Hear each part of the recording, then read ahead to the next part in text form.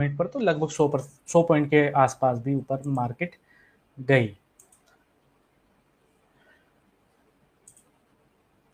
देखो ये लेवल जो पहले मार्क किए हुए थे, पहले इनको हम रिमूव कर लेते हैं, अकॉर्डिंगली ही उसके ही अकॉर्डिंग मार्केट चली है। देखो ये वाला टारगेट हुआ, उसके बाद यहाँ से मार्केट 25,250 के आसपास से वापस से नीचे आ रही है, ठीक है।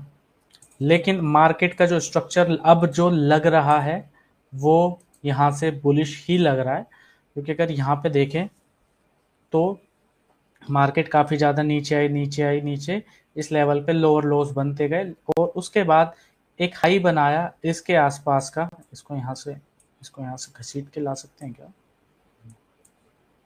चलो,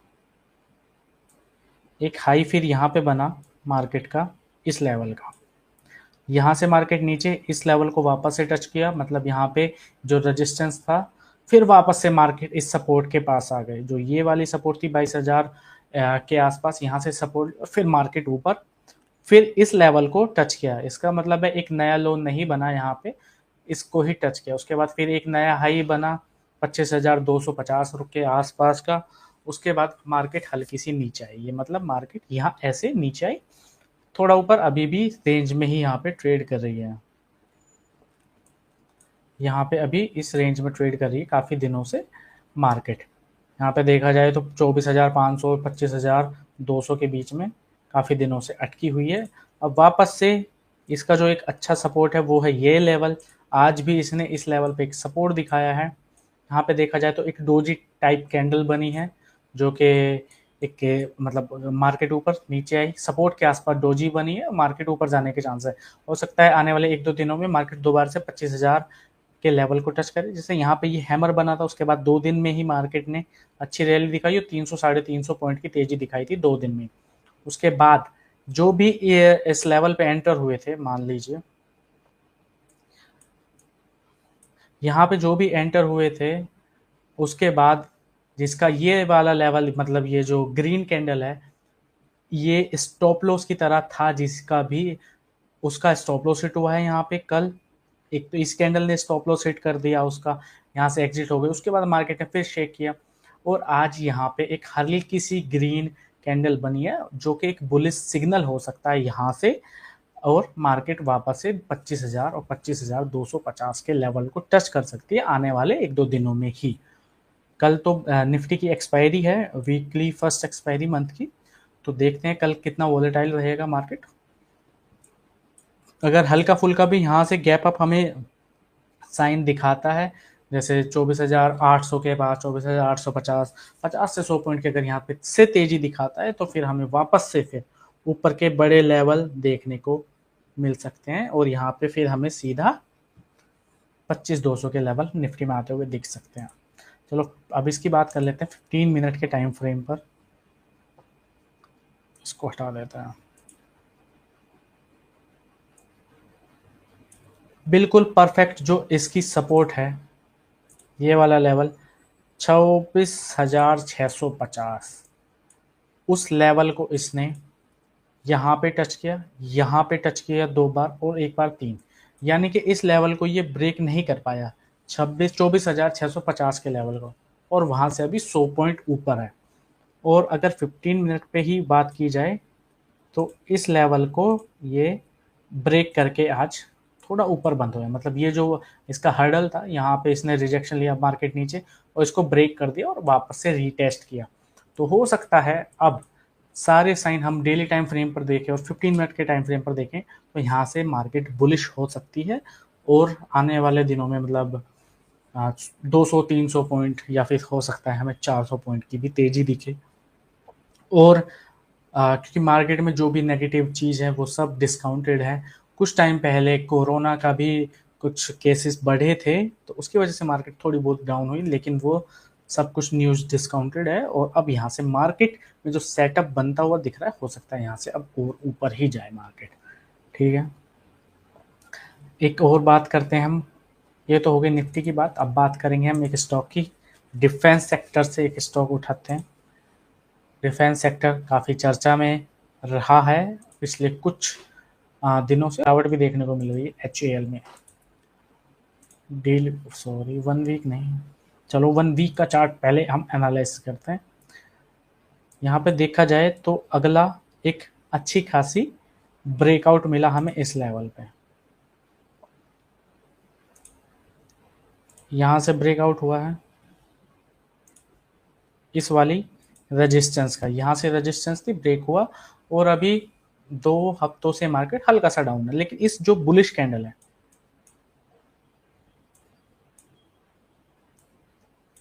ये जो बुलिश कैंडल है इसको ब्रेक नहीं कर पाया, इसका स्टॉप लॉस भी बहुत ही नीचे है अगर इसके हिसाब से देखा जाए तो, लगभग 4500 के आसपास है, और वीकली टाइम फ्रेम पर। लेकिन वीकली टाइम फ्रेम पर आप देखेंगे तो लंबे समय के लिए ही ट्रेड लेंगे, 2 से 3 महीने के लिए, तो उसके हिसाब से आप अपना रिस्क मैनेज कर सकते हैं।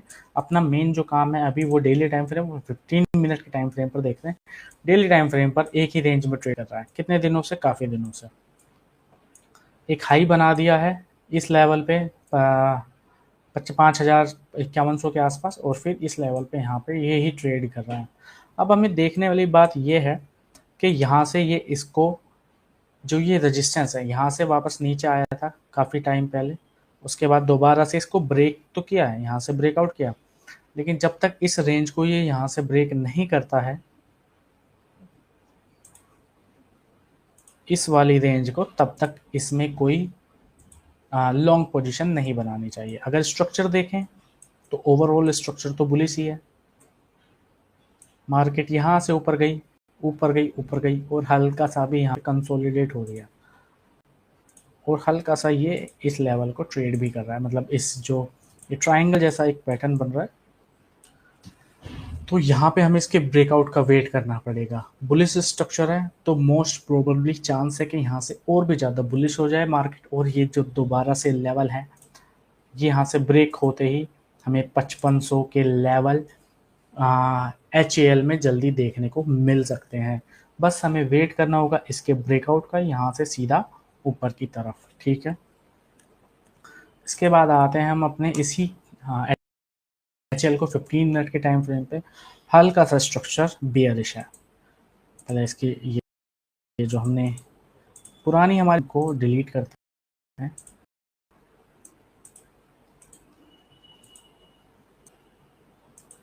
और देखो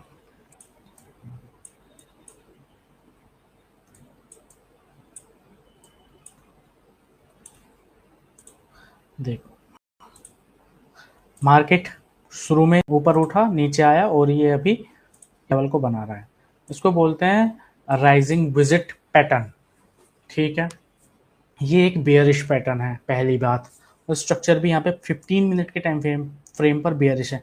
मार्केट ने ऊपर जाने की कोशिश करी, लेकिन सारे गेंस गवा दिए और नीचे आ गया, ठीक है। और फिर धीरे धीरे धीरे धीरे ये ऊपर की तरफ ऐसा मूव करता हुआ दिखा, लेकिन यहाँ से ना, जो भी ये डाउन ट्रेंड, अगर 15 मिनट के टाइम फ्रेम पर देखें तो ये एक कंसोलिडेट हो रहा काफ़ी समय से, एक मूव दिखाई यहाँ से नीचे की तरफ, शुरू की 2 बड़ी कैंडल्स ने। अब यहाँ पे हमें देखना होगा कि ये ब्रेकआउट किस तरफ होता है। अगर ये नीचे की तरफ ब्रेकआउट होता है, यहाँ से इस ये जो राइजिंग विजिट पैटर्न का ब्रेकआउट नीचे की तरफ होता है, इसका ब्रेकडाउन, तो फिर अगला लेवल होगा इसका 4900 का, यानी कि यहाँ से 70 रुपये नीचे। और अगर यहाँ से ऊपर की तरफ ब्रेकआउट होता है तो अगला जो रजिस्टेंस है इसका वो है ये वाला, यानी कि 5050, यानी कि ऊपर 80 पॉइंट का हमें एक बड़ा टारगेट भी मिल सकता है, और नीचे की तरफ 70 पॉइंट का हमें स्टॉप लॉस भी, मतलब स्टॉप लॉस नहीं, एक अगर नीचे की तरफ ब्रेकआउट होता है, वैसे अगर यहाँ से ब्रेकआउट होगा लगभग 4950 से, तो हमें नीचे की तरफ 40 से 50 पॉइंट मिल सकते हैं। और अगर ऊपर की तरफ यहाँ ब्रेकआउट किया इसने तो हमें ऊपर 70-80 पॉइंट की एक उम्मीद आ सकती है कि यहाँ से मार्केट ऊपर की तरफ ब्रेकआउट हो जाए तो HAL में। तो ये जो पैटर्न है इसके ब्रेकआउट को वेट करना पड़ेगा हमें। हो सकता है यहाँ पे ये कुछ और समय तक वेट कराए, मतलब और लंबे समय तक थोड़ा सा ट्रेड करे, और फिर यहाँ पे किसी तरफ ब्रेकआउट दे, ठीक है। तो ये बात हुई है निफ्टी की और HAL की। अब हम बात